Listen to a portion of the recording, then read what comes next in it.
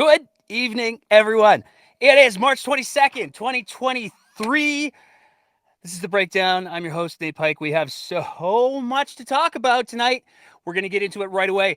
Going to do our regular little rundown that we do, and then we're going to be joined. We got two powerful voices coming on the show tonight. First, we're going to be welcoming Ziad Fazel, who's going to be talking about the Tylenol, Danielle Smith's drug problem. There's so many different names we have for it now.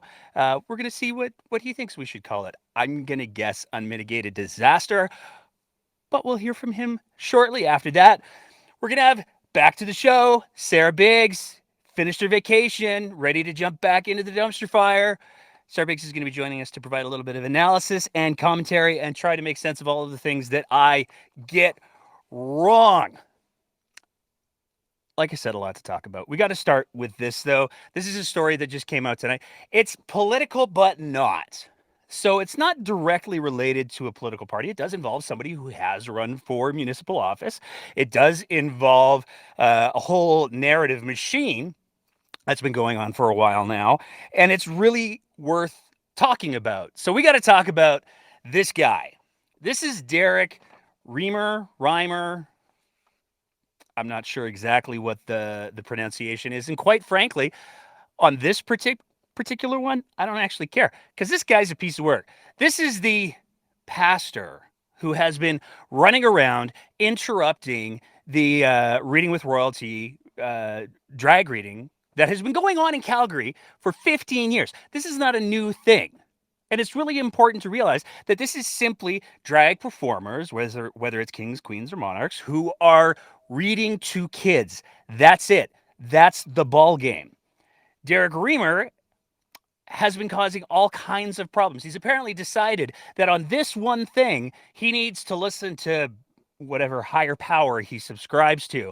On February 25th, he showed up at the Seton Library where there was one of these events going on, geared towards children who are 6 to 8. Now, again, it's really important to highlight that when we're talking about this, we're talking about kids who are being brought there by their parents. This isn't a forced thing. This is a voluntary thing. This is parents making decisions about how they want to raise their kids. There's nothing sexual about it. There's nothing overt about it. It's people in costume reading to children. It's no different than somebody in a stormtrooper costume reading to a children, although I imagine without the helmet, the acoustics are probably a little bit better. That's it. That's the ball game. Nonetheless, Derek showed up, ran to the front of the room, pushed past a bunch of parents, and he shouted homophobic and transphobic slurs at the performers, causing some of the kids in the room to be so disturbed that they were crying, because that's what Jesus would do.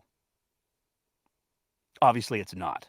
Well, Derek was arrested, and he had a couple of problems, as we found out, while he was in remand. Initially, he refused to sign his bail conditions, and he ended up spending a little bit more time there. And on March 5th, there was another incident, let's say. So reportedly, allegedly, I think is the word that I have to use, Mr. Reimer assaulted his cellmate, beat him so bad around his face and his head. He had lacerations. He required treatment for those 2 lacerations. The victim said Reimer woke him up for no reason. Reimer told the officers. So this is the story that Reimer gave, as per the story that we're talking about today. The story that Reimer gave was that he attacked the guy because, and this is a quote, his cellmate was stinky and gross. Because again, that's what Jesus would do, right? Turns out Mr. Reimer has, as it was revealed again in the same story today, Mr. Reimer has he's got a bit of an extensive history when it comes to violence, abuse of power, all of those things. In 2015, he was convicted in Calgary of causing suffering to a dog. Hurting an animal. Hey, that's not like a precursor to anything, is it? 2011, he was found guilty of assault causing bodily harm and handed an 8-month jail term plus 18 months probation. 2 years later, he was convicted on 2 counts of aggravated assault and sentenced to 2 years in jail. Now, Mr. Reimer has tried to position all of this by saying, well, but you know, I found Jesus. And that's why he beat up his cellmate for being stinky and gross. This is another example, and there's no shortage of these examples. That's probably what the most frustrating part of all of this is. This is another example where you have a figure who decides that they're going to make the LGBTQ2S plus community or the drag community a target because righteous indignation. But it turns out they're not just full of shit, they're full of rage and they're full of hypocrisy. We've seen this happen all the time, over and over and over again, where political figures who have condemned the LGBTQ2S plus community end up just having a really wide stance. That's a 90s political reference. You can Google it. It's a fun story. But again, this is the rhetoric that we've seen over and over again. A certain publication, I guess I'm going to call it that, tabloid might be another word that some people might use, is continuing to feed with all kinds of stories about things that haven't happened and stories based on the behavior of pastors like this. Let's be clear. You don't have to do anything to call yourself a pastor. You can just decide one day, I think I'm going to be a pastor. And if you're not doing it with an established religious organization that has a tendency of kind of sort of vetting their people, although Lord knows there's been some history with that too. If you're just winging it on your own, I guess it's kind of like, I don't know, dressing up in costume. Except the folks who are just reading to kids are just reading to kids. They aren't hurting anyone. The costume that Mr. Reamer appears to allegedly be putting on appears to allegedly be actually hurting people and animals. Moving on from there. And this is a bit of a significant one for Alberta, just by proxy of there's been a whole bunch of talk going on about this particular thing. And what we're talking about here is a energy company out of Spain that was contemplating the possibility of expanding their liquid natural gas shipping out of Nova Scotia. I think it was Nova Scotia. Pretty sure it was Nova Scotia. Well, they've taken a look at the costs. And while it would be feasible potentially if they just had to expand their shipping area, they could potentially make some money at it. When they look at the costs of building the pipeline all the way across from the source areas, Cough, Alberta, Cough, to the East Coast, it's not financially feasible. It can't be done. There's no business case for it. That's a phrase that we're going to play with a little bit in this episode because it kind of gets to be kind of pertinent. But this is significant to Alberta because one of the things that we have seen over and over again from Danielle Smith and the UCP government is this narrative that they believe that there's a business case for these sorts of things. They believe that there's a business case for a port in Churchill. We've seen over and over again. Companies have taken a look at the cost of doing business, the cost of getting the products to market, the return on that investment, and they've said, you know what? It's not actually worth it for us. We're not gonna go ahead and do that. Sorry. As much as we want to believe in Alberta that we're going to be the land of infinite infrastructure projects, where we're going to infinitely get all of our product to market to people who will pay the prices that we want to. We've already seen in the last week, oil prices have dipped well below what the provincial budget is relying on them to be. The business case is for expansion is quickly fading. That's just a reality that we have to get used to. This is one of the reasons why over and over again we've seen so many political parties advocating for diversifying the economy. Because we can't just rely on that one thing. And we certainly can't rely on people being able to get jobs in the oil patch with little to no education to do trades jobs that they can train up in on the job. That's not a thing that's going to happen anymore because those infrastructure projects simply aren't going to be built. And it's because of the business case. It is not, by most experts' measure, though, a result of, I don't know, legal frameworks. And there's my pivot to our next little thing. Some of you might have been paying attention this week. There's a bit of a court case going on that a lot of Albertans and certainly a lot of politicians have some very strong feelings about. And there's a lot to unpack with this. So, the first thing that we have to address is the fact that Danielle Smith went on her weekly radio show and she made a big thing about how unfair, because I guess things are unfair, but she made a big thing about how unfair it was and how unfortunate it is that one of the judges on the Supreme Court has effectively been recused from being a judge on the Supreme Court. Now, this stems from an alleged incident down in the States. Two different versions of that story. Got to be really, really clear on that. One version of the story from the judge is that maybe he had a little bit to drink, and then all of a sudden, this guy just punched him in the face. Just the strangest thing. Nobody knows why it happened, but that guy's probably a jerk. The other version of the story comes from the alleged assailant, who, by the way, is an ex-Marine. So we just got to kind of throw that out there. The ex-Marine was with a group, and allegedly the judge was behaving quite obnoxiously. Allegedly, there was some concerns about how much he was talking about how he was such a big deal. There was a lot going on in that situation, allegedly. And allegedly, the group tried to leave because they didn't want to be around this guy anymore, the Supreme Court judge. And allegedly, he wouldn't. And then what's not alleged is he got thrown a couple punches.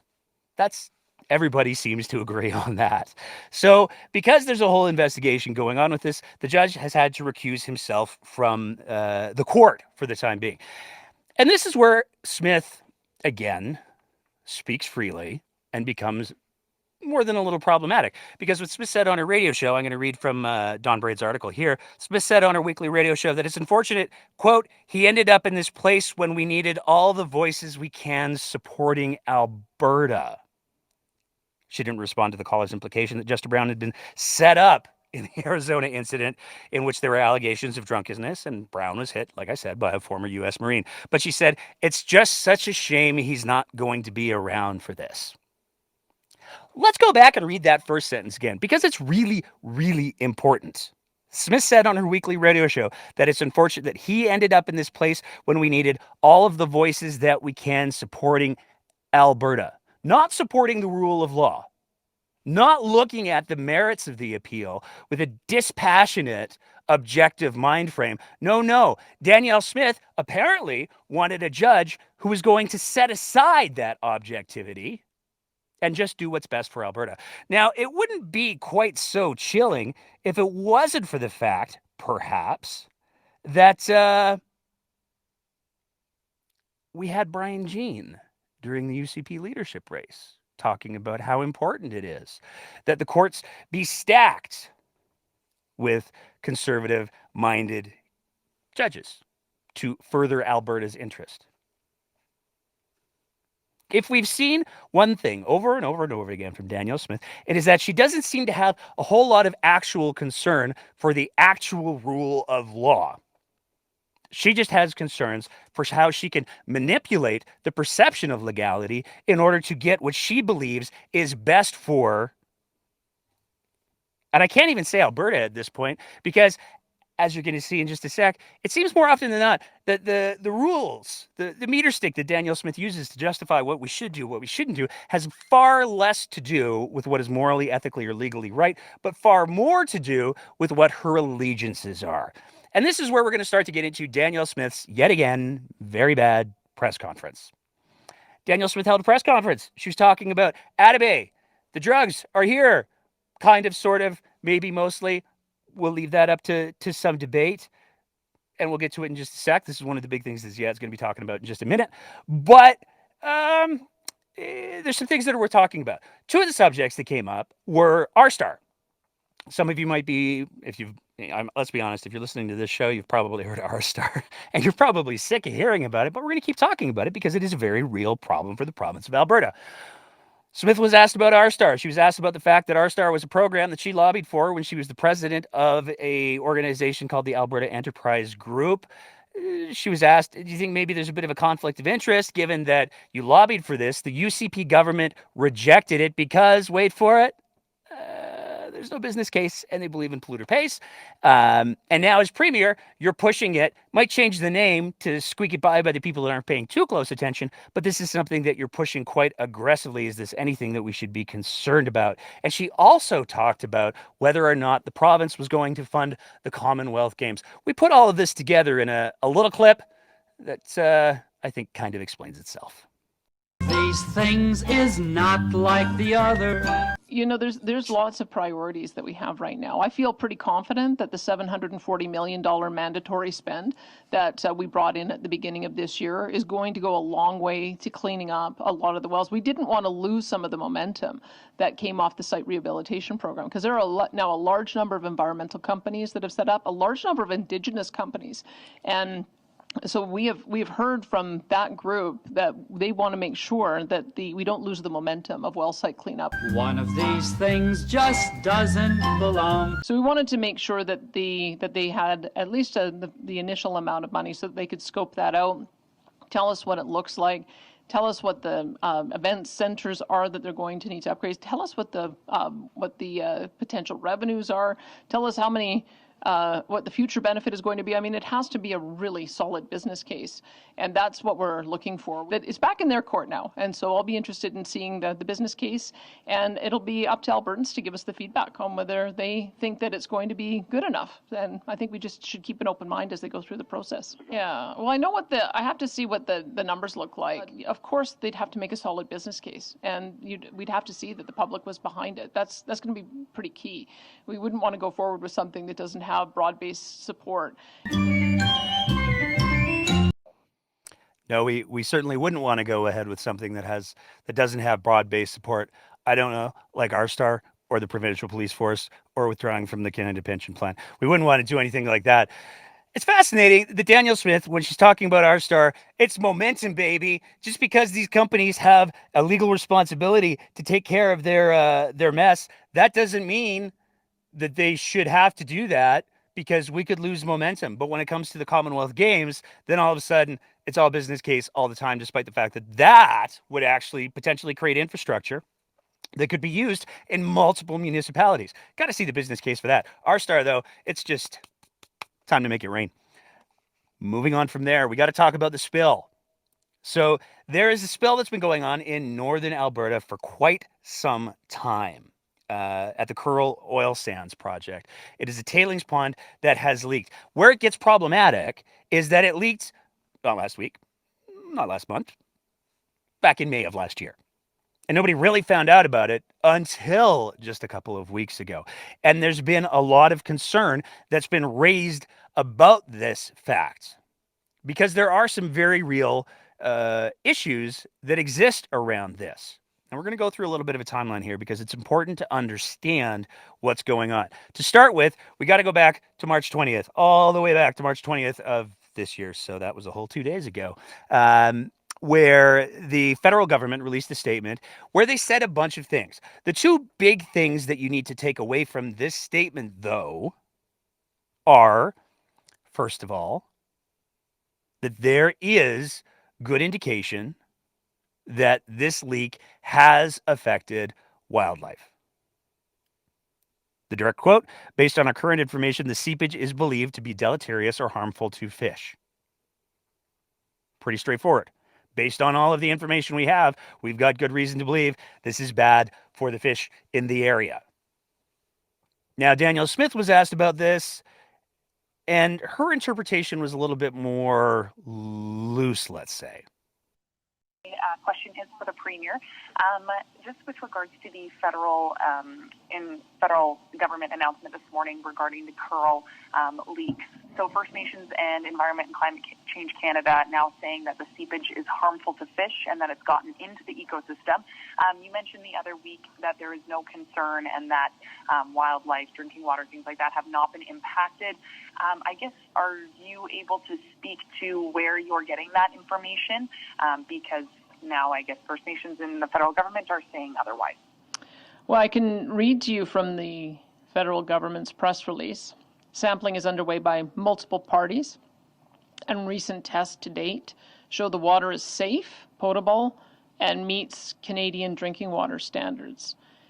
Our Indigenous Services Canada is working with First Nations communities and partners on the provision of water. I think some of that is because there's so much misinformation that is out there that it has created a certain level of anxiety. I think now, unfortunately, when you don't have clear communication and misinformation gets out there, I think now there's going to be a lot of additional work that is going to be needed to assure these communities that their water is safe, because the testing has shown that to date that there has been no leakage into tributaries or into water systems, and therefore no impact on wildlife and fish.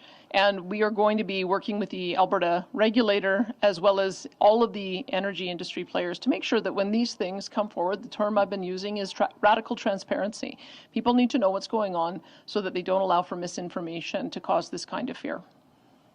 Do you have a follow-up, Sarah?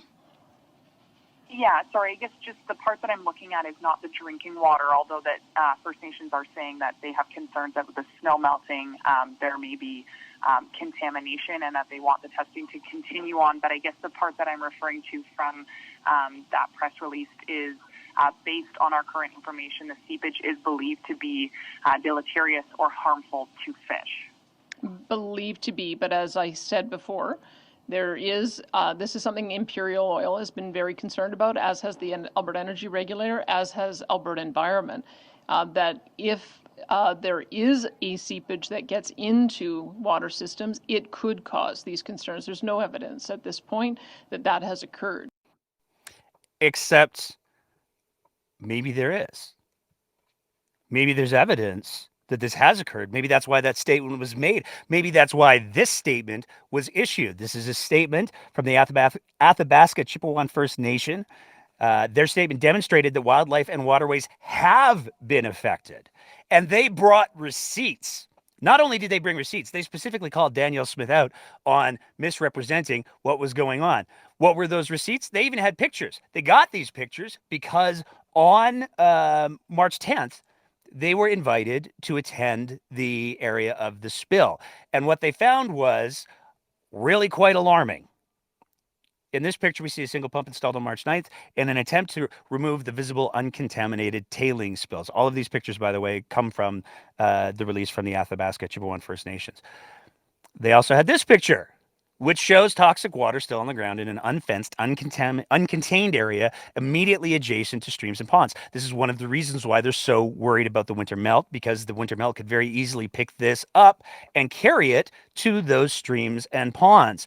But wildlife hasn't been affected, right? There's no way wildlife could get in, except it appears that, yes, it has, because on March 10th, they took pictures of fresh animal tracks leading into and out of the spill area. And just to hammer the point home, they included this picture right here, which shows the affected area and a moose walking nearby.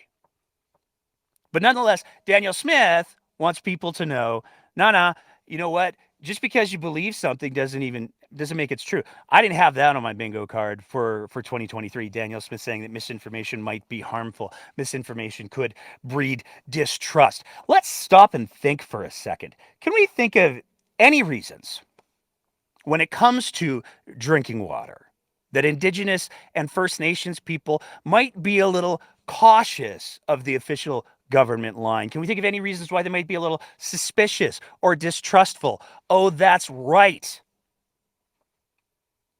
On 27 reserves across the country, boil water advisories still exist.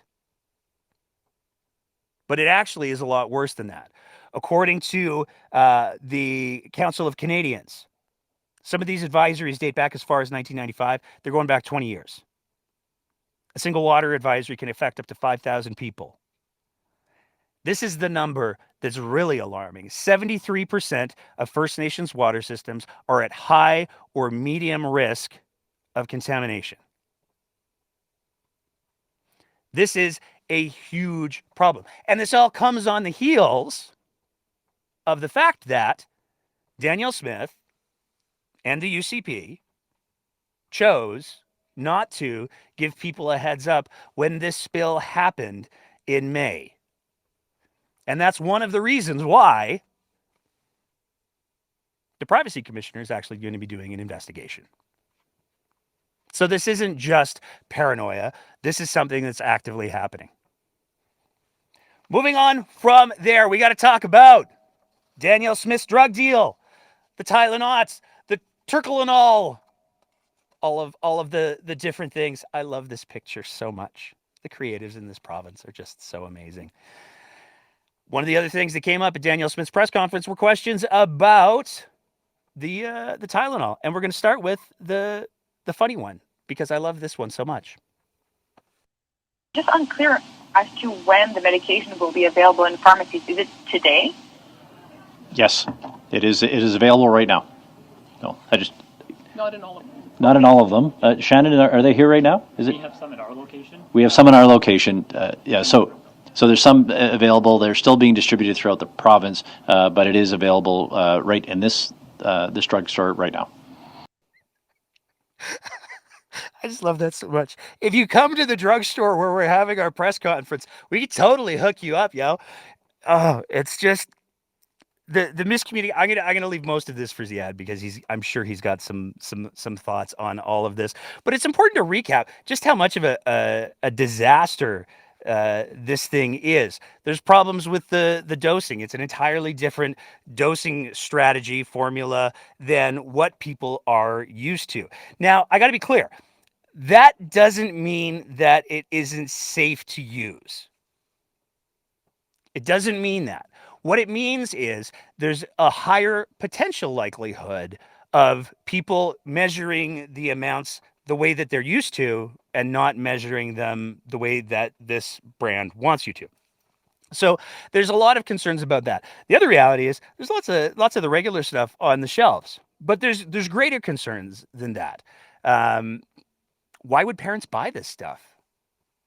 Reportedly, it's going to cost as much, if not more, than the brand name stuff that parents are used to being able to give to their kids. Why would parents want to give this with this unusual dosage? And the unusual dosage question actually came up at the press conference. Unusual dosage of this particular brand of medication complicating the negotiations with other provinces who could be interested in buying that medication. No, the initial conversation that I had, I said it's a different dosage. But just to be clear, it's not atypical for different dosages to be out there. There is actually right now kids versus adult medicine and different dosages on that. So I have made them aware, and we're still in conversations with a number of provinces.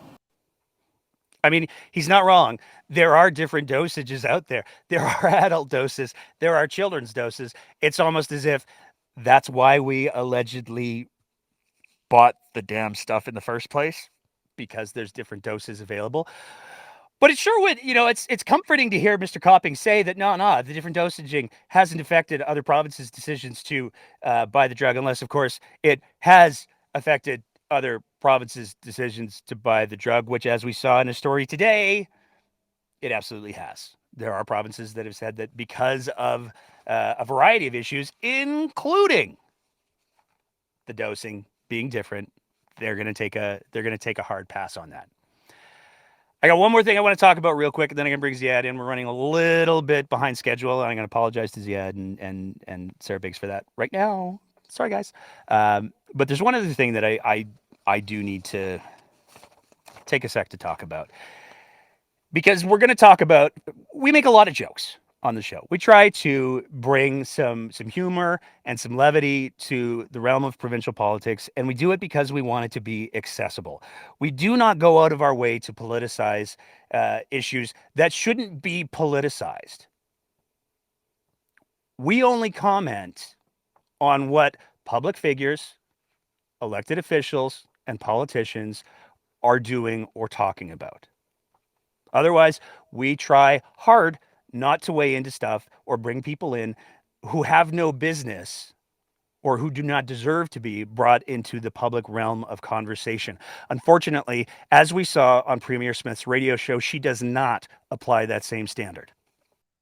Going to go to hey Wayne, do you mind if I I thought you were going to ask me a question about our two fallen officers in Edmonton, and I just want to share a bit of information with people who want to be able to help, and I'm sure you've got some other questions on that. Yes. but it was Constable Brett Ryan and Constable Travis Jordan, both young men with young families. And so one of the things that we have to support families is our Heroes Fund. We brought that in 2020. So the families will get $100,000 each to be able to help with the costs associated with having to deal with this horrible tragedy. I was just made aware that the Edmonton Police Foundation has started a GoFundMe as well. And so if people want to provide some support to these grieving widows and their kids, you can go online to GoFundMe and just type in Edmonton Police Foundation. It's already up to, I think it was $218,000 before I came on the air. And with the Police Foundation managing that, it will go to support the family. So I just wanted to make sure that that people knew about that, because it's very rare when we lose an officer. It was a really rough week for everybody as we watched this tragedy unfold and got a few more details. I should also say, my understanding is there'll be a regimental funeral on March the 26th as well to honor the two of them in their service to Alberta. Now, I got a lot of thoughts on that clip. Let's start with, at that point, there had been no announcements made by the Edmonton Police Service, or more importantly, by the family of these fallen officers in regards to any kind of funeral arrangements. Danielle Smith apparently took it upon herself to make this announcement, not because it was a request from the family, not because it was a request from Edmonton Police Services. More than anything, it looks like Danielle Smith made this announcement because she had a secret and she couldn't wait to tell it. But of course, with Smith, things always get worse. For the Premier, last week, sadly, we had 2 Edmonton police officers killed on the job. Over the weekend on your radio show, you released details of the funeral, and some Edmontonians felt that was a little premature to do. Why did you decide to do that without the family signing off on it first? I was arranging my schedule. I made a mistake in the date. We'll just have to wait for Edmonton Police Service to finalize those details. But I think that all of us are heartbroken to see 2 fallen officers in the line of duty, and I know that that many people are going to want to honor the families together. Was that something you regretted doing? I think that the main issue is that all of us are celebrating together. As soon as I found out, I made sure that we lowered the flags, and I wanted some idea of when the funeral would be so that we could all celebrate together. Now, again, a lot to unpack here.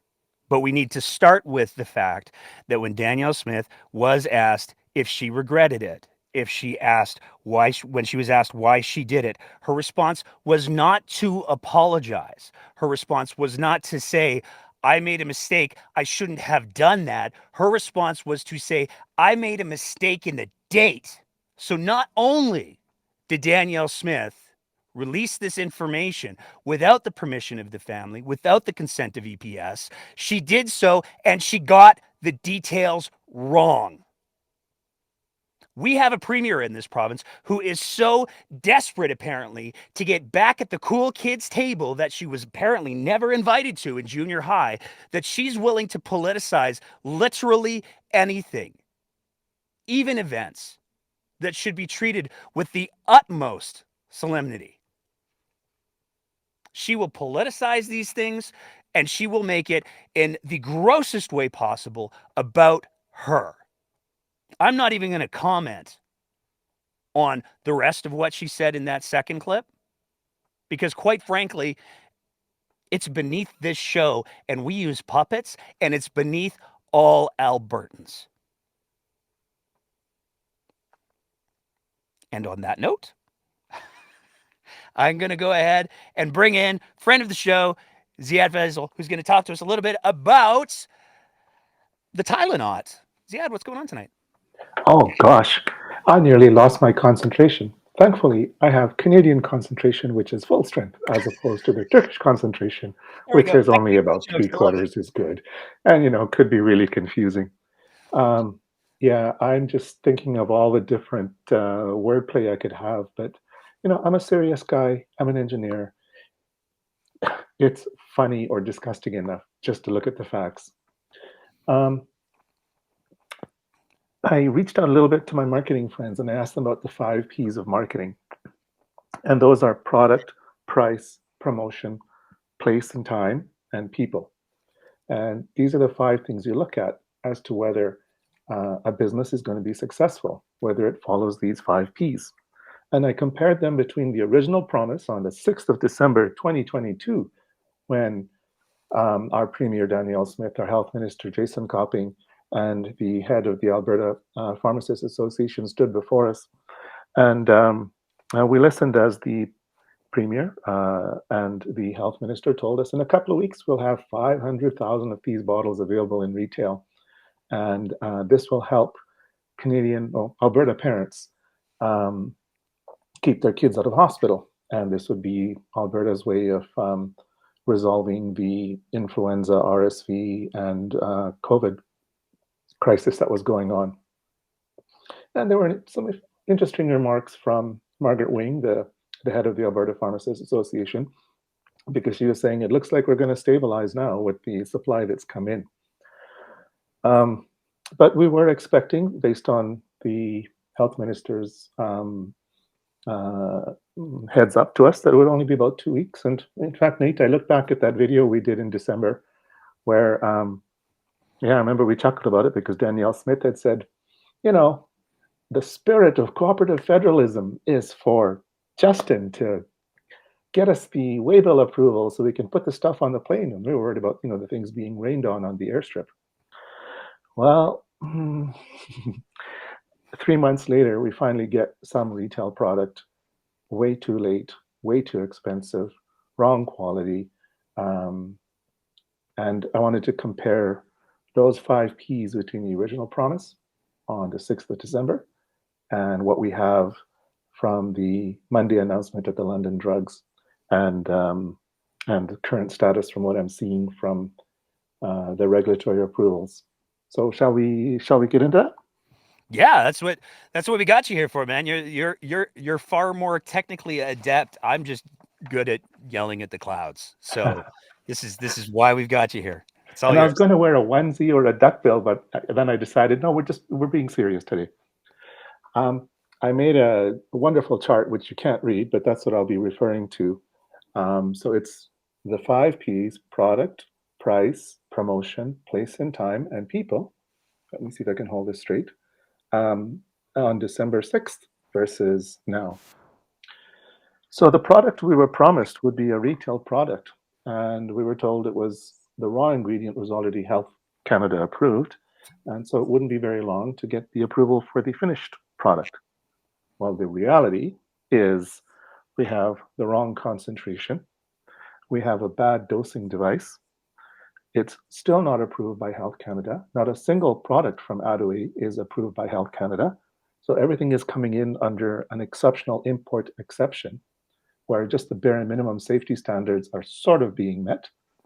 And neither a raw ingredient nor a finished pharmaceutical product are approved by Health Canada.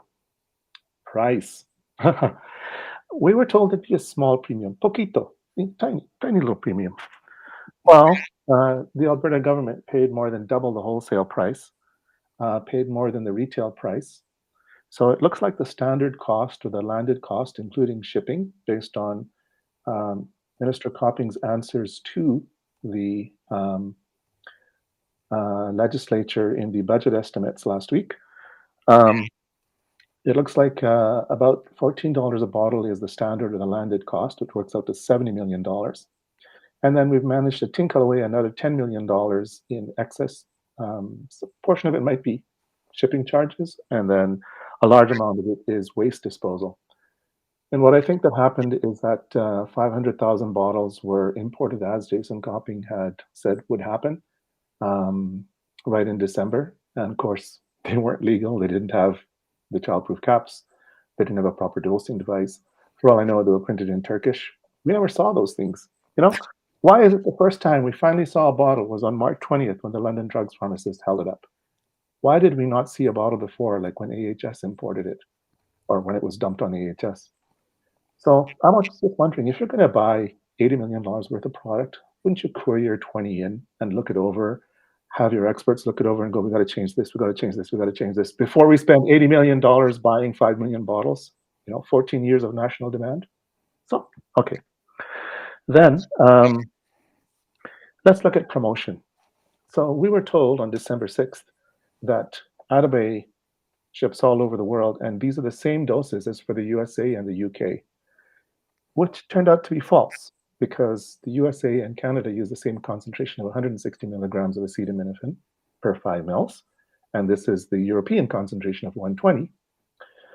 And the minister admitted on the 20th of March that this is Atabay's only export market outside Turkey. So it's not good when you're buying from a factory that doesn't sell to any other country but you. And place and time. So we were told in December this was not for AHS. They had their own supply. This was for retail to keep kids out of the hospital. And we were told 2 to 3 weeks. Actual place and time, AHS got 203,000 bottles dumped on them, which was an oversupply. And in the press release, Mauro Charles, the head of AHS, said, this is over and above our needs. It'll come in handy in case there's global shortages, but we're fine. We're covered for this year. And it's 3 months late. So, yeah. People. So, we looked at this in December, and it's already a little bit shady because the health minister of Turkey is the nephew of Atabay's founder. And the company is owned by Dr. Oz's mom's family. Not the greatest reputation for a company. But the one I was found interesting is there's no mention of MH Care Medical. And the government kept talking about, the manufacturer, but it's actually the Canadian importer that has to do the heavy lifting and bringing in this import application. They're the ones that have to persuade Health Canada to allow it. And that's MH Care Medical, the people that brought you these lovely Vance masks. I'd put one on, but I don't want to get a rash on my skin. I don't want to smell really bad plastic from whatever manufacturer they used this week from the Yangtze River Valley. They're also the same people that brought us these KN95s after BYD liquidated them. So in 2021, middle of 2021, the FDA revoked the authorization for these BYDs as a KN95 or as a respirator. Health Canada followed suit, but AHS bought them and dispenses them on the isolation cart to healthcare workers in long-term care homes who are dealing with symptomatic or confirmed positive patients under what's called modified respiratory precautions. So if you're in acute care, you get a real N95. If you're in long-term care, you get this KN95 and they're told it's equivalent, but it's not a mask and it's not a respirator and it's not a medical device under any regulation. It shouldn't be there, but AHS and MH Care have got an interesting relationship. So I double checked now, and MH Care still does not have a distribution license. So if we look at this product going not only within Alberta, but outside Alberta, it looks like for London Drugs, during the week or 2 weeks before, you could see MH Care was being inspected for a distribution license, which is higher than an import license. An import license, you can bring it in, but you can't distribute it to retailers. A distribution license, you can distribute it to retailers. So it looks like for this press conference and the photo op in London Drugs, AHS acted as the distributor. And MH Care Medical, between last week and this week, went from a inspection in progress to nothing being said about the inspection. It's just restricted to its import drug establishment license. And the observations that Health Canada made on its application is that it doesn't have a quality control department. It doesn't have version or release tracking. It doesn't have temperature control or humidity control. Things that you might want with a drug.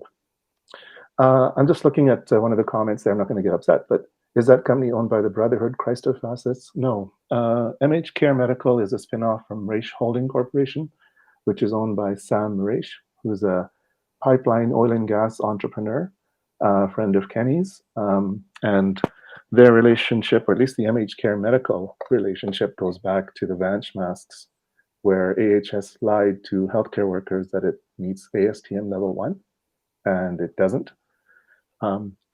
There's a multitude of no-name manufacturers in China that had their goods repackaged into this Vance box. Some of them met a lower European standard that doesn't have the same level of fluid resistance for splashes or filtration, but some of them didn't have any test results done whatsoever. Nate, I'm seeing it's 8:45 p.m. and I want to be careful about time, so I wanted to see how much more time you have. I've got some props I can show you. Well, let's. I mean, I want to run a couple things past you really quick. Sarah hasn't signed in yet, so I'm going to keep you until she does, because otherwise I'm just going to have to vamp, and nobody wants that. I'm billing you flat rate today, so it's all good. That's perfect. Out of premium, I'm sure. Small premium. Exactly. One of the things that I've read recently, and I just want to confirm whether or not you've heard the same thing, is that not only is there no possibility of not only are we is Alberta the sole customer for this line of product in North America, but my understanding is that the company has actually said we're never doing this again because of how smoothly it's gone for them, and I'm sure they haven't suffered any sort of negative reputational damage or anything like that. Have you? Is that? Am I hearing that wrong? It's very confusing to me when I heard that from Minister Copping on Monday, that this is their only contract and they don't want to do more. Because, we had, the weekend before the earthquakes in Turkey and Syria, Minister Copping and the Turkish ambassador to Canada had a Twitter love fest back and forth between them. And they showed a Zoom conference between Alberta government officials, including Deputy Minister Paul Winnick, and Mauro Childs, and a whole bunch of bigwigs in AHS and Alberta government with the Turkish ambassador and associated diplomatic folks. So that really looked like both sides are wanting to do deals on more stuff from Atabey. And then we saw it again in the questions that NDP critic Raki Pancholi, a pretty good lawyer at asking questions. She crushed that. She gets a checkmark pass in the lawyers questioning witness category. That was solid. Yeah. So, you saw the whole cadre of people behind the minister, including the CMOH and an assistant deputy minister who confirmed the price of $14 landed cost. Yeah, it's strange to me why it is that there aren't further deals coming. Now, to put it generously, Minister Copping's answers haven't been very consistent with each other, nor have they been consistent with independent facts that I've been able to check. So that's the most gentle way I can put it, but I really can't take anything he says on face value. I find when I check it more than half of the time, what he's saying is contradicted by objective facts. Here's a question, because I've seen this one floating around. I don't know if we have an answer. I wouldn't be surprised if we don't. But the $14 per bottle is the landed cost to the taxpayer. Now, Mr. Copping has tried to say, we're going to sell some to other provinces. And it appears, based on news today, that other provinces said, oh, hell no, you aren't. But, with that $14 cost, I find myself curious, how much of that went to Atabey? And we just finished talking about this middleman. Do we know how much markup the middleman got for this crisis medication that arrived 3 months late, doesn't have standard dosing, didn't have childproof caps the first time around? I could go through the whole list, but is there any indication? Has the government been, I don't know, transparent, radically transparent, as Danielle Smith apparently would say? Yeah, the best answers I get are the ones that Minister Copping gave to Raki Pancholi, and even those have some inconsistencies in them. This would be something that would be definitely, if you were to FOIP it, they would say this is private commercial interest. It may become publicly visible when we look at the subsidy being provided. So, for example, obviously on Monday, London Drugs had the product, right? Well, that one did. That one did. Not all of them, let's be clear. And to be fair, I haven't looked. Like, I was thinking, oh, you know what? I'm going to be talking on the breakdown tonight. Let me just pass by London Drugs and see if I can buy a bottle of this stuff just so I have a prop. But then I'd never use it. Like, I'm not, my kid is outside this age, but I'm not ever going to give this to a child unless there's nothing else available. And by nothing else, I mean, I can't even find an adult pill that I would cut up and mix into applesauce. I would rather do that than dispense this thing. I want to talk about the dispensing because you made a reference earlier, and you did have a prop that you showed me earlier. You haven't shown it to everybody yet. You talked about the measurement device, the high tech, deeply clinical, technical measuring device. Can you walk us through what that is? Yeah. So as an engineer, I know some chemists, and industrial chemists call those sampling spoons. So when you are sampling an industrial process, or you're reaching into a jar, you use that clear plastic spoon. It's not like this, but it's kind of similar. It just looks like a clear ice cream spoon or a sampling spoon you'd get when you're at Costco and you want to try out the ice cream. And it's used by industrial chemists to dip into a jar or dip into a process and get roughly, 1, 2, 5, 10 milliliters of stuff, which they then put into a graduated cylinder onto a weigh scale. It's not made for dosing. So for dosing, the typical thing is this, which is called an oral syringe. So it's a plastic syringe with a plunger. There's no needle in it, which is good because you can't trust me around sharps. This particular one I've got goes from 1 to 10 milliliters in 4 increments per milliliter. So you can get 2.25, 2.5, 2.75, 3. That's the precision you need. And 10 mils is a lot. The other common thing is the little cup, the little dosing cup. And often this is upside down on top of the bottle inside the box. And this one has got on one side 2.5, 7.5, 15. And on the other side, it's got 5, 10, 20. And this is really nice. Often you put it on the fridge and you have the medicine cabinet beside the fridge, and you pour the medicine there at nice eye level and you're able to see things. This is also called a medication spoon. This is a good one for kids that can tolerate a spoon. So, I've seen one shaped like a hippopotamus. Yeah, it's kind of cool. It is very much a hippo. Or if you're really, really old, Space 2001, Space 1999. Okay. The ships on that look like that. Yeah. But you'd have to be really, really old, like so old. Yeah, those ships were made out of cardboard that was from the 50s. But this one goes up to 10 mils. Now, the problem with the Atabase stuff, because it's a weaker concentration, the Atabase spoon maximum size is 5 mils. And the minimum dosage is for age 2 to 3, which is 6.25 mils. So the spoon that you get with the medicine, you have to use more than one spoonful just for a 2-year-old. Kids love taking medicine too. Like they never ever object to. Yeah. A screaming 2-year-old at 2 a.m. with a headache and a fever, headache, all of that. They're like, yeah, let's do this twice. They will sit with a clipboard and they'll go, okay, Mom, so you gave me 5 mils at midnight and now it's 12:07 and I haven't spit this up yet. So let's do another 3.25 mils. And that'll add up to 8.25. There we go, Mom. We did the math together, and my headache's gone. I feel great.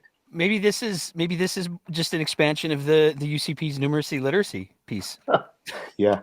So if you have an age 9 or 10-year-old kid, you better hope that kid is going to help you with the algebra, because you need to put in 16.25 mils.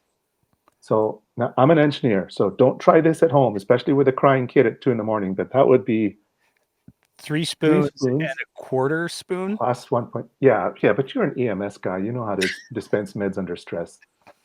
No fair. I'll take that one. So yeah, now if I'm in another province, there's problems, okay? Because first of all, Health Canada has only approved 1.5 million bottles, and they've only approved them for Alberta. They've only approved them under the exceptional import provisions of the Food and Drug Act. And they've only approved them because our CMOH did an attestation in December or January saying, we have a critical shortage. We can't resolve it by any other means except by importing this crap from Turkey. I bet he didn't say crap, though. Yeah, I'm not using the formal medical term for pharmaceutical. That's fair. Or bad pharmaceutical. And, it's a notification from the province to the feds. It's not a request for approval. So it's almost a secret backdoor. The CMH signs off saying, we need this in our province. And then Health Canada says, okay, we don't really want to be in open conflict with you coming up on your election. we don't want to be a talking point for your premier to say Ottawa never supports us. Last thing we want to do is be stuck in a real shortage if it ever occurs. So we'll give limited approval with as much safety as we can. I think personally that Health Canada went too far in approving this concentration and this dosing device combination, but I can see what they did is they accepted the risk management plan put forward by the Alberta government, where the Alberta government said these must be kept behind the counter. In the dispensary, the pharmacist must counsel the patient on it. And as you saw in the London Drugs announcement, the pharmacist is offering an oral syringe, which you pretty well have to have. I mean, really, are you going to use a spoon 4 times to get 16.25 milliliters for a 9-year-old? So, it's, if I'm looking, I'm not being pejorative towards London Drugs, but why would they even represent this product? Well, they might be getting a great price compared to a generic, certainly not a good price compared to Tylenol, name brand product, but also they get a dispensing fee for an over-the-counter product. So since September, October, they have stressed parents coming to you going, do you have Tylenol? Do you have Tylenol? Do you have Tylenol? So now we can say, well, we've got this substitute. The Alberta government bought 1.5 million bottles. So, if you want to hoard it, go ahead, and I get a dispensing fee for it. I'm a little uncomfortable if I go to a pharmacist for an over-the-counter product. I don't want to have one that doesn't have a dispensing fee and one that has a dispensing fee. So again, like I said, there's no slam on London Drugs or pharmacists in general, but that's going to be an interesting balance they have to do, right? 2 over-the-counter meds, one with a dispensing fee, one without. I want to ask you one more question because I have a feeling we're going to be joined by Sarah Biggs shortly. But the last question that I wanted to ask you, we've been receiving DMs from a few folks talking about this idea that AHS has actually made the decision that they're going to they're going to finish up the Tylenol, and then they're going to be just using the payroll for the foreseeable future. Have you heard anything along those lines? Because it almost suggests to me that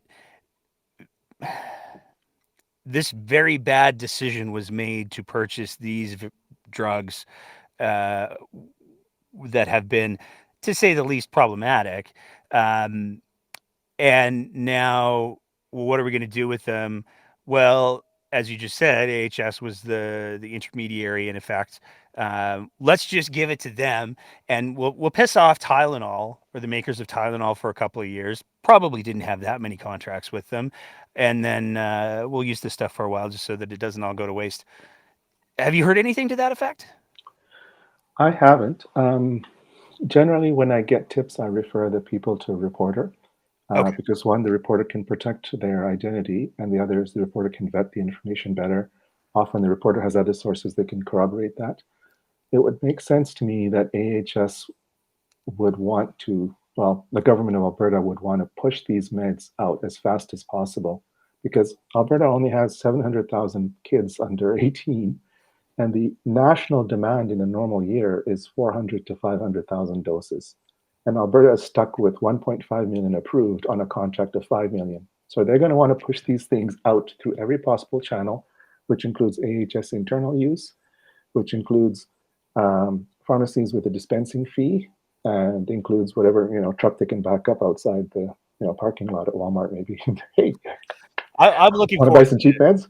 I'm looking forward to seeing them being handed out at the Tim Hortons and the A&Ws and all of that. I still think that that's a possibility. Ziad, I want to say thank you so much for taking the time to sit down and walk us through all of this. And I want to thank you so much for taking the time to answer a few of my stupid questions. Smart questions. Any thoughts that you want to add before we wrap it up? I would say push hard for an inquiry. So, those of you in a position to have seen documents along the way, make copies, give them to your favorite investigative reporter. I don't believe a government that does this and that fudges with the truth to the extent that it should be returned to office, certainly not this health minister. And I'm a little disappointed as an engineer seeing a certain engineer high up in this process, and we're not supposed to do these things when we are involved with procurement, and things are not going the way they should. In my opinion, the way an engineer should be involved in procurement. And yeah, if the government changes at the end of May, this would be something I would expect to get a lot more transparency. You just don't spend $80 million on children with acetaminophen. You don't buy 14 years of national demand from one supplier. You don't lie that there's no domestic production when there's a plant in Guelph. If you gave them $80 million, what position would Canada be in now compared to buying this stuff from Turkey? And like I said, when I look at the call between the ambassador and the health minister and all the people associated, I don't think this is the only deal.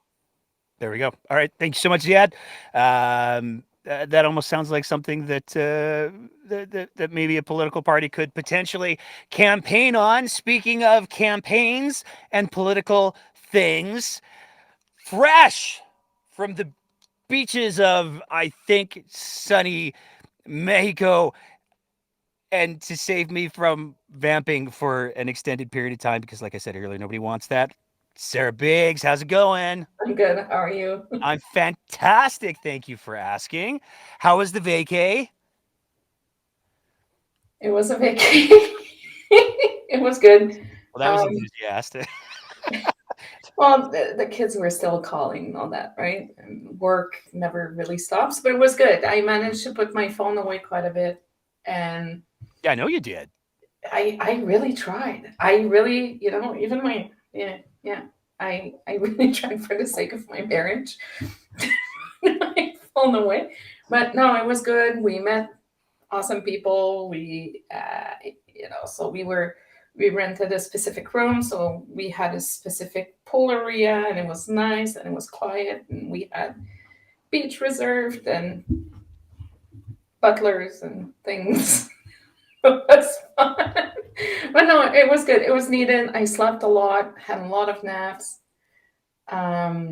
Food was surprisingly really, really good, because sometimes resorts are like kind of so in a mess. I've put SPF 50, so I have a tan, but it's not like. I was going to say, you don't look too tomatoey. Well, you got to take care of your skin, right? It's true, though. No, I'm not too tomatoey, and we were careful with. But I'm gonna say that to everybody's listening. If you run out of sunscreen in Mexico, be ready to pay $30 US a bottle at the resort. You stayed at like a fancy place. I've never stayed at we treated ourselves. $30 bottle of sunscreen hotel. But it was so nice. It was really nice. It was in the jungle on the Caribbean Sea, and I'm not. Yeah, people are gonna be running after me with pitchfork. Keep talking. You're elite. No, I'm not. I saved money. All right, let's get into it. Yes, I kept an eye on I kept an eye on everything. That's good. Let's start with. Well, let's work our way backwards, because that's fun. Sarah Biggs. Nate Pike. What the hell is wrong with our premier? I don't know.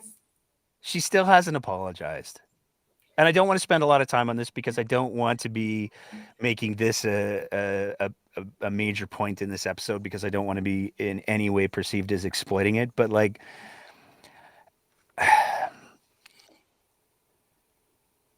where are her comms people? There's the question that I want to ask. How is it that, I mean, my God, the radio show is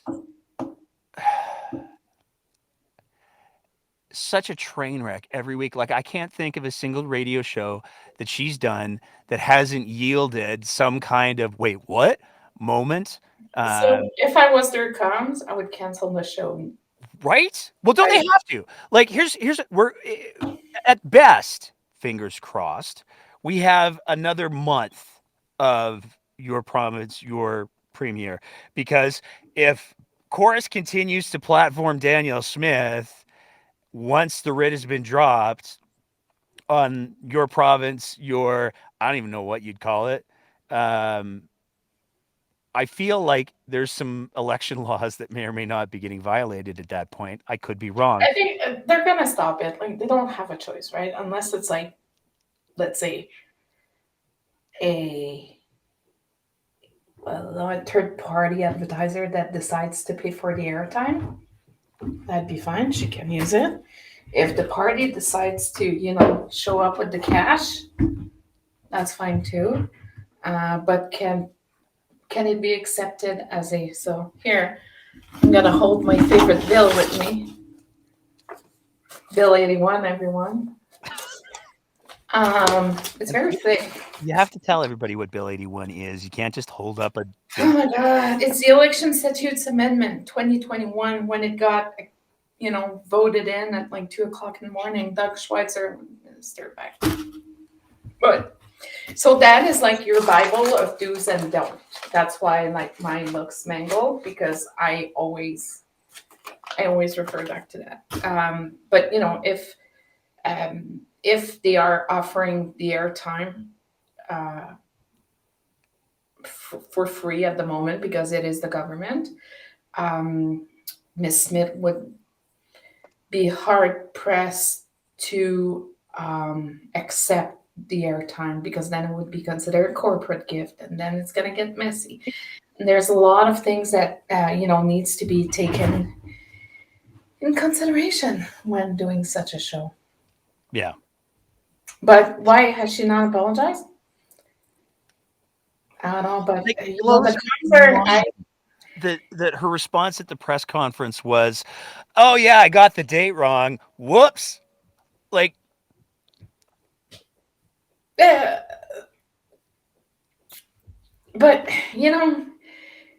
with every single government, 75% of the issues you're dealing with are comms.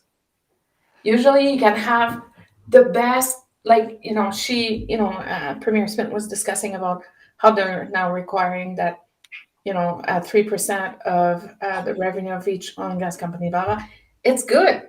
Cool. Okay, that works, right? But it's the way it's being presented, it's the way it's being communicated where it causes a problem. Usually, you see bad laws, but you don't see a ton. Very often, it's how it is being presented and how the intent is being communicated. That's where you fail, either on a campaign or when you're sitting in government. So it's going to be interesting to see. Maybe an apology is going to come, the day after. I don't know. But I just think it's profoundly telling how many. I mean, we saw a lot of police officers from across the province weighing in on social media saying this was unbelievably inappropriate, and I just find it so repugnant that this would be a thing that, and even just the way, like on the radio show, "Oh, hey Wayne, weren't you going to ask me about?" Like, it wasn't even a question that she was asked. She made a point of saying, "I've got the inside information." Yeah. And it was wrong. Maybe she meant celebration of life. I'm just staying away from that one because I'll get way. No, but you know where I'm going. I'm trying to, analyze a little bit what's going on. But there's been no apology for any of it. And here's the thing that I found particularly telling. The one thing that she said, she did put up her little tweet where she was like, "Hey, I did say this thing, and we should all wait for the Edmonton Police Service." But she only put it up on Twitter. She didn't put it up on Facebook. I didn't catch that. She did not. So she put up a tweet where she said, let me find the exact thing. Otherwise, I'm going to get it Sorry, wrong. I thought I caught everything, but obviously I didn't caught everything. But no, an apology should be presented, and she needs to spiff up her research team because it's just, and the comms, because it's just, I don't even know what to say anymore. I mean, that's fair. It was on it was not on Facebook. I'm not a Facebook person, so Here we I go. missed that. This is what she said. So she said this on Saturday after the radio show. This morning, I shared information on the regimental funerals for Constable Brett Ryan and Travis Jordan. The details of the funerals are not fully confirmed and finalized at the moment. I would ask that the public wait for the Edmonton Police to provide the full details when they become available. No, whoops, shouldn't have done that. No, I'm sorry. And the kicker to the whole thing is there was furor on all the social media platforms, but the place where Danielle Smith didn't say that was on her Facebook page. Ah, It's well, that's almost where as if they she live. knows that's where her base hang out. That's where they live. Not saying, just saying. But no, I don't know why there was no apologies. You know, very often when I'm gonna say that tongue in cheek right now because I have one very specific person in mind. At the moment, when you mess up, excuse yourself, justify and ask, and present apologies. That is 95% of the work. But a lot of people right now in the spheres are not able to apologize. The egos are up there. It's like if everybody, like the government, they're so insulated right now. It's not even funny. They don't think they did.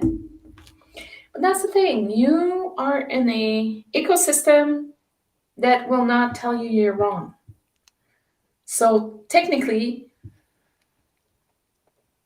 how would you know you're wrong? Because everybody's validating you. So basically, what you're saying is, if a Danielle Smith lies in the forest and none of her comms people have the wherewithal to say, "Oh, you did a bad thing there," does it make a sound?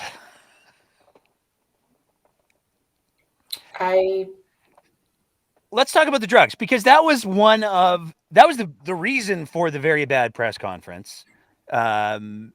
That was the whole, we're having it in a drugstore. Look, there's a pharmacist who will correct us when we say that it's available everywhere and it's not. What? Give me your.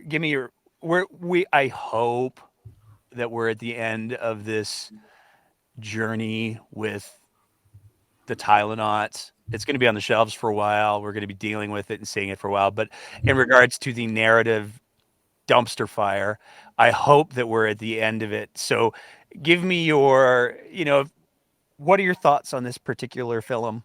I hope we're at the end of it because I just can't anymore. That's fine. You know what? If not, you're not going to use it, push it in your hospitals. That's fine. They can deal with the dosage, right? That's fine. But then it's going to increase costs in the healthcare system because costs will be transferred into the different accounting buckets. So it's gonna look a little funky. But I really hope it's over because that paracetamol, they need to stop. They need to stop. They need to stop talking about it. They need to bury it and they need to keep on going because, so we've paid 10 million for a handling for 750,000 bottles. Not on the 5.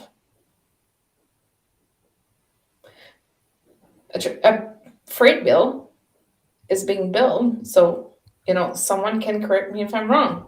But in my experience, if you get delivery, you pay for the freight right away on delivery. As soon as the plane touches the ground, the money's being wired.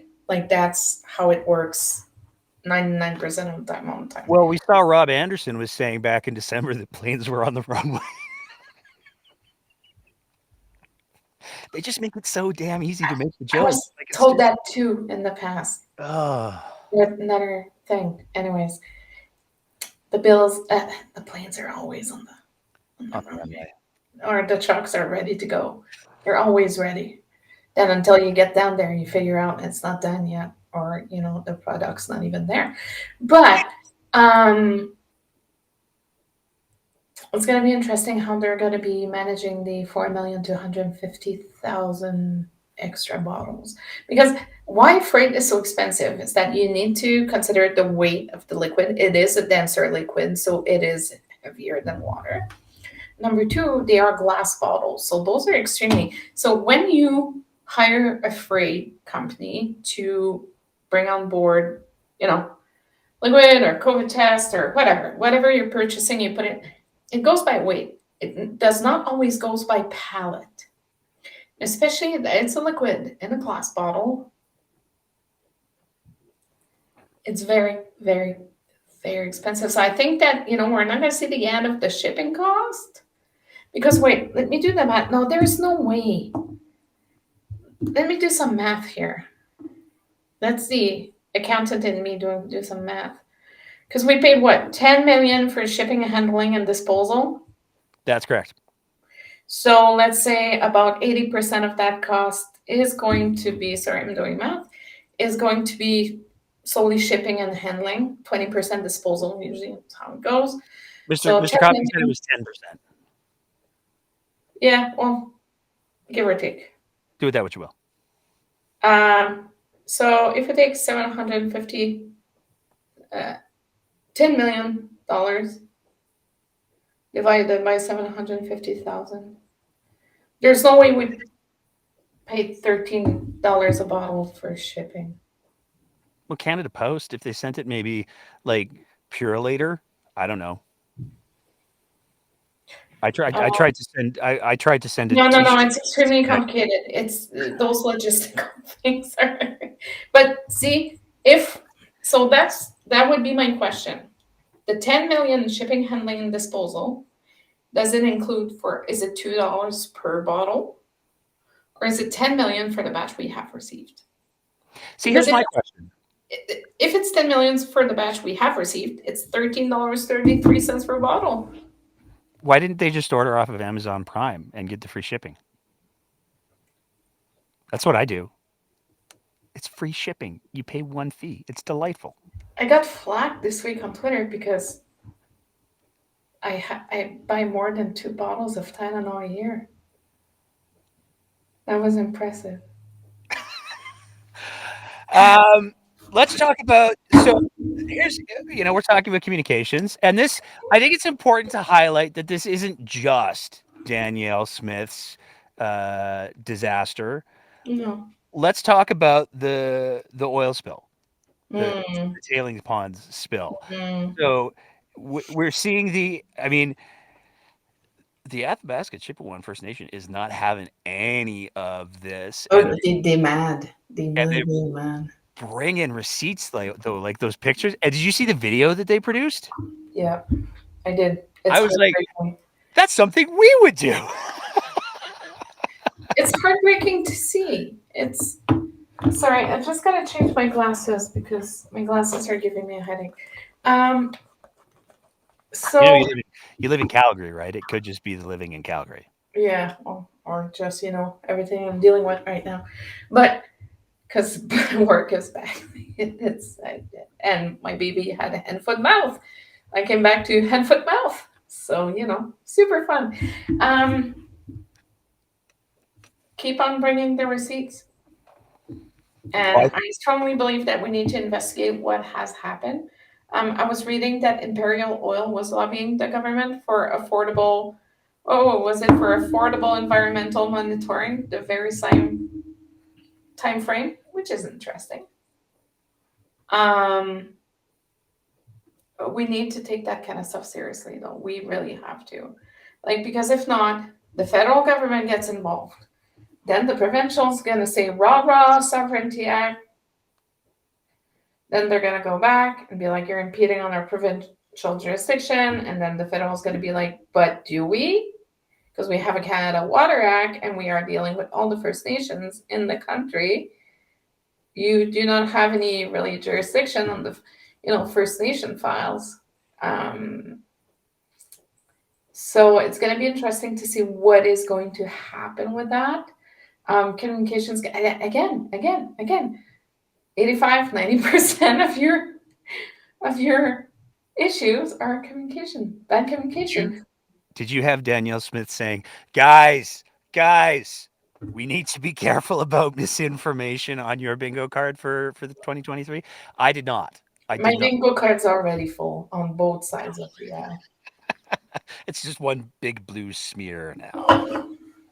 It's my markers were busy, but no, it's and I'm surprised how very little pushback from the opposition we've been saying. It's kind of weird how the issues being handled on that file right now. I would like to see more from the opposition on that because it's really, really, really, really, really important.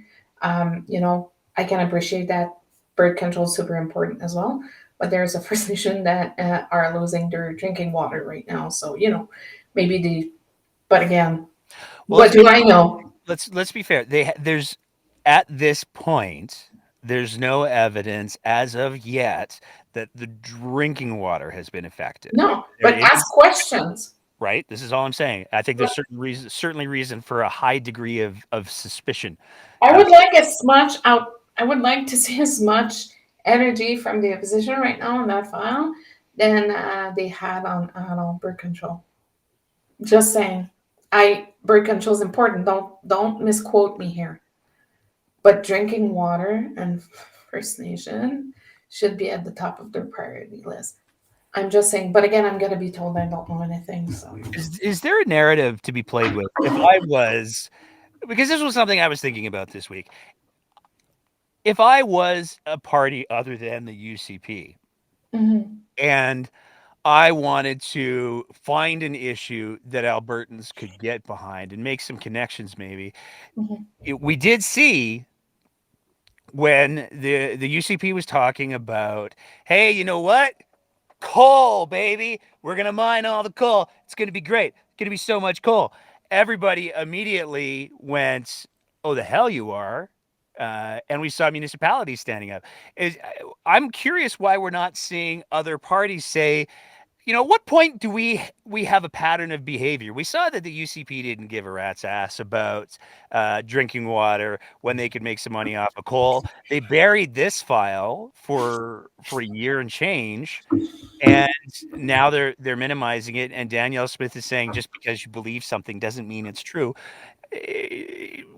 We've got a pattern emerging here, folks. We shouldn't trust the UCP with drinking water. Is that something to be played with? Is that like why aren't political parties hitting on that? Because which political party are we talking about? The Alberta Party. Like we don't even know where their leader is running. Sorry, Barry, I love you, but it's time. They don't have a platform yet. Nothing's. Anyways, I'm not gonna bash the Alberta Party tonight.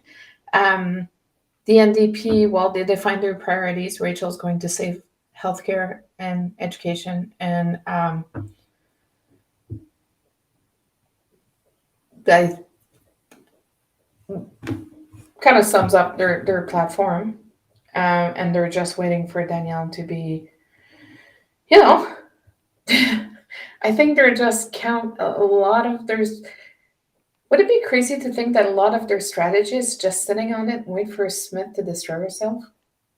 Oh, it's a hell of a destruction. I gotta say for the record, and I know you were away for a week, and it takes a little while to get back from vacation. I'm looking at the Dave Berta website right now, and as much as I'm the first to make Alberta Party jokes when the opportunity presents itself, Mr. Did I not catch that Barry's announced where he's running? He is running in Brooks Medicine Hat.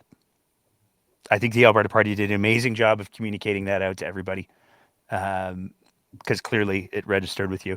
But he is listed as running in Brooks Medicine Hat against Gwendolyn Dirk is going to be running again for the NDP, and Danielle Smith. She's going to reuse those signs. They're all reusing their signs. Look, we're recycling. It's not single-use plastics anymore. We can have. Did you know that apparently I derailed the bylaw about election signs in Calgary about my interview on Global yesterday? No. Do tell. No, it's because I told them that, we're barely enforcing the laws right now, and there's not enough bylaw officers to take care of it. And, a 10-meter difference won't make a difference because nobody's going to be listening.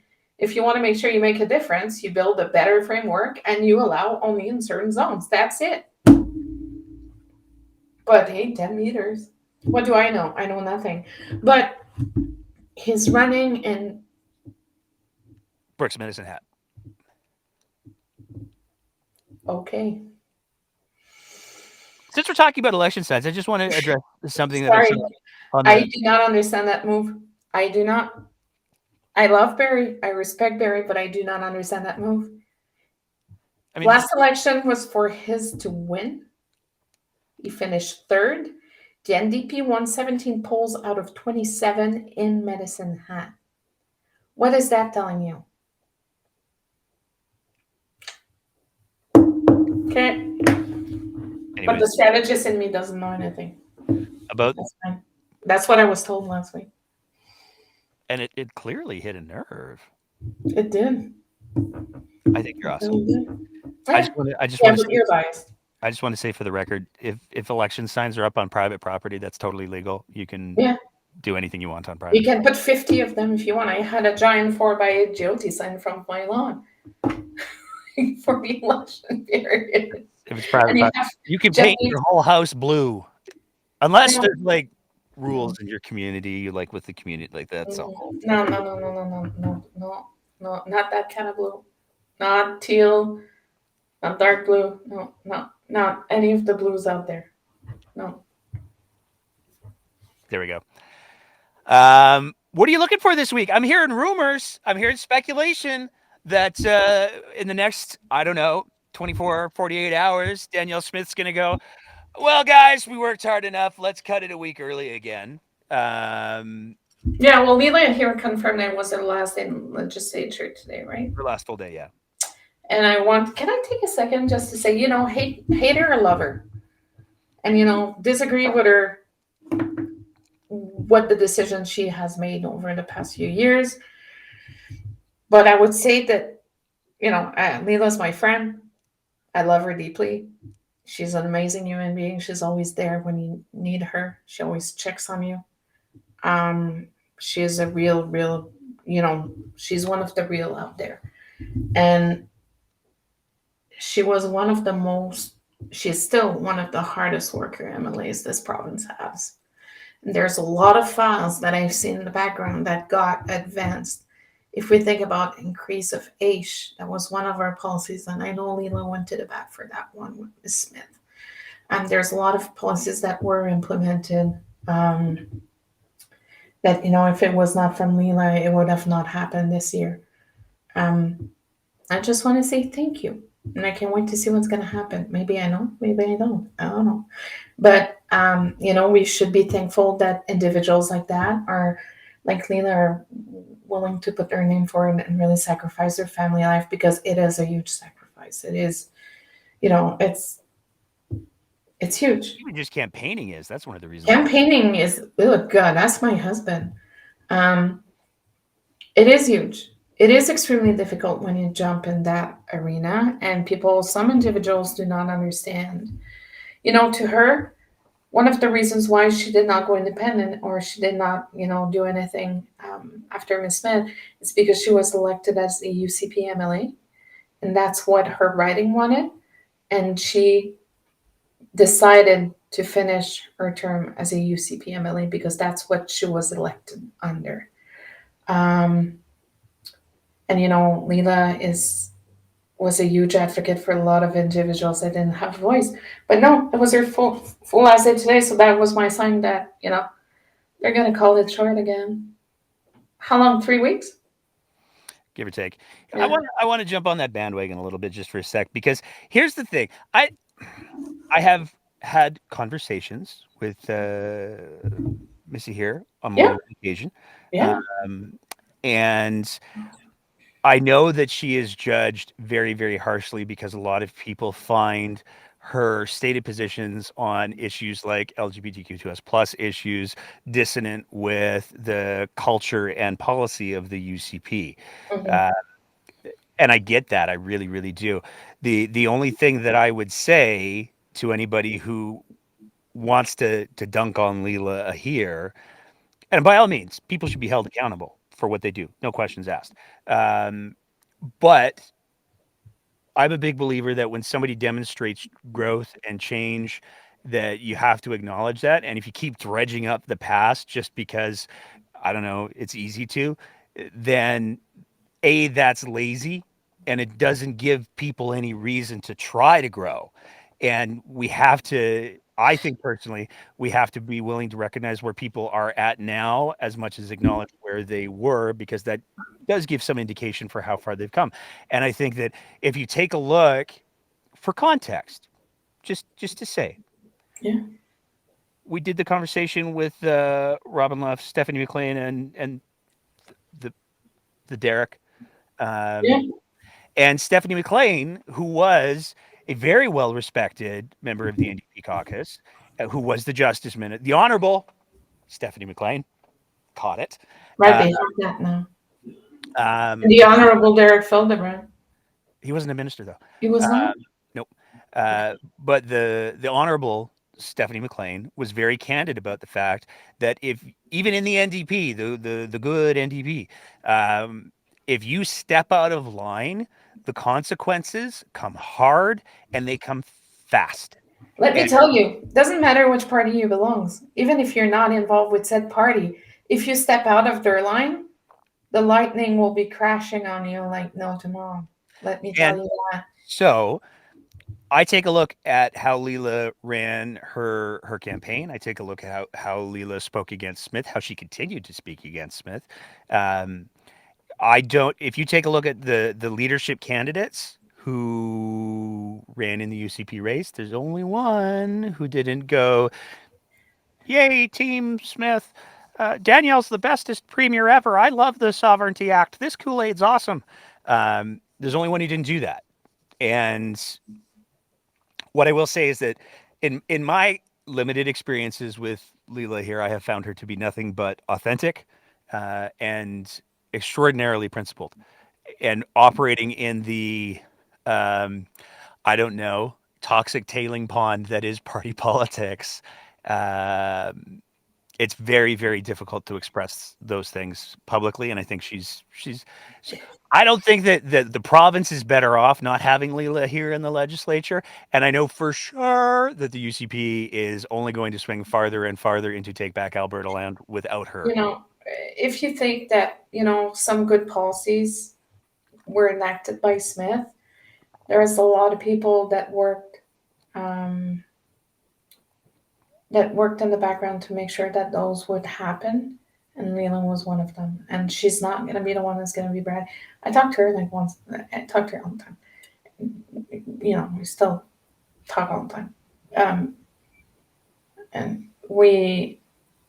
But you can be assured that Leland was one of them pushing us.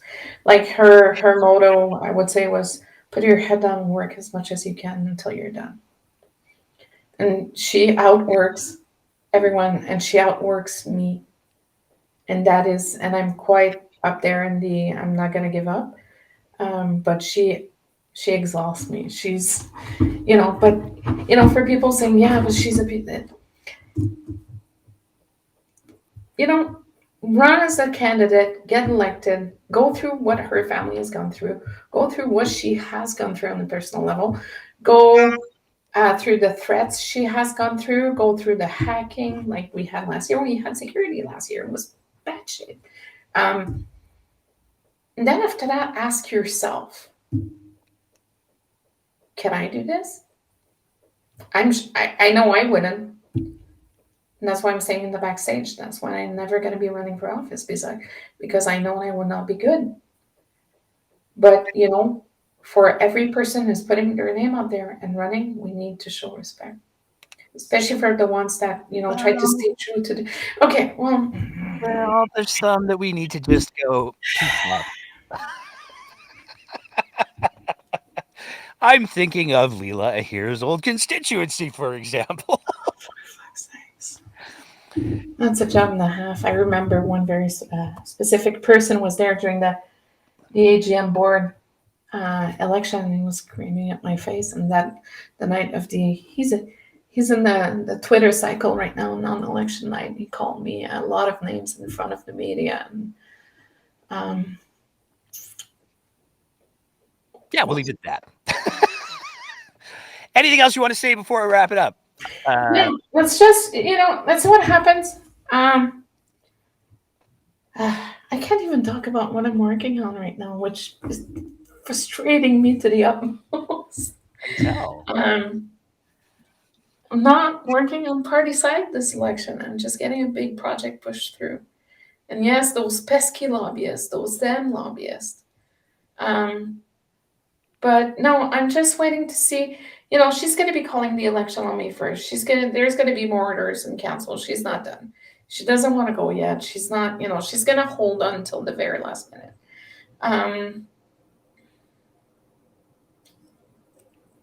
We'll see what's going to happen, but I think it's going to be interesting.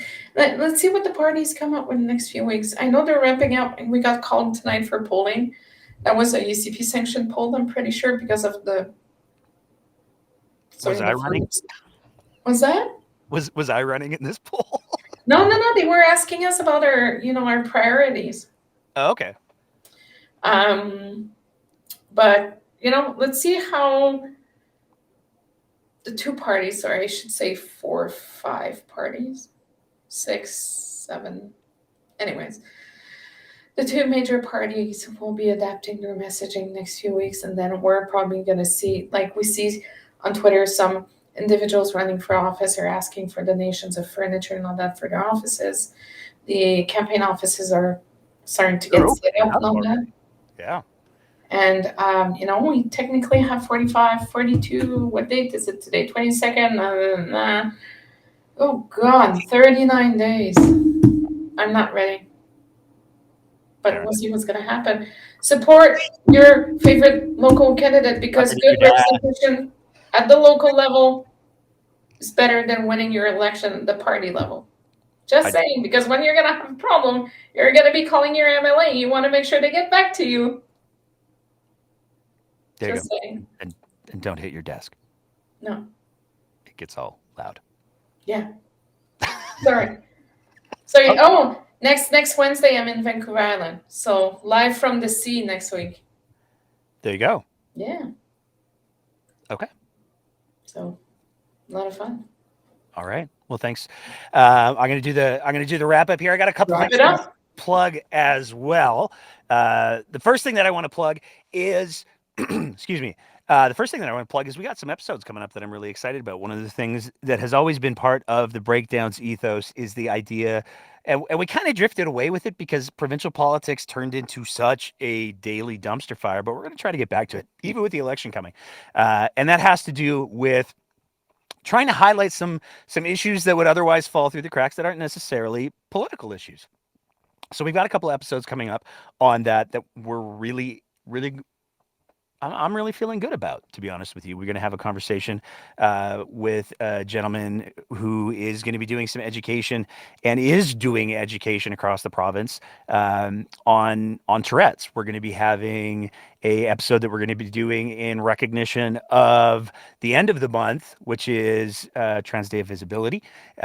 We're also going to be having on, I'm really excited for this one. We have the interview set up, not recorded yet, but we have the interview set up where we're going to be welcoming back to the show one of my favorite guests of all time, Shane On You. Shane On You is a drag king who has been on the show before. That is a fantastic interview to go and watch. But if you don't have the time, that's okay, because we're doing another one.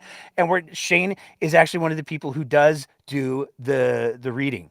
So we're going to have a whole conversation about that. We're going to try to dispel a bunch of myths and misconceptions. It's going to be, I'm really looking forward to that conversation. We've got a lot coming up in that vein, and we're going to be sticking with that. So stay tuned for those. As always, with all of those episodes that I just talked about, those are our interview episodes. Those are the episodes that our Patreon sponsors get early access to. It's because of our Patreon sponsors that we're able to continue to produce the kind of content that we do.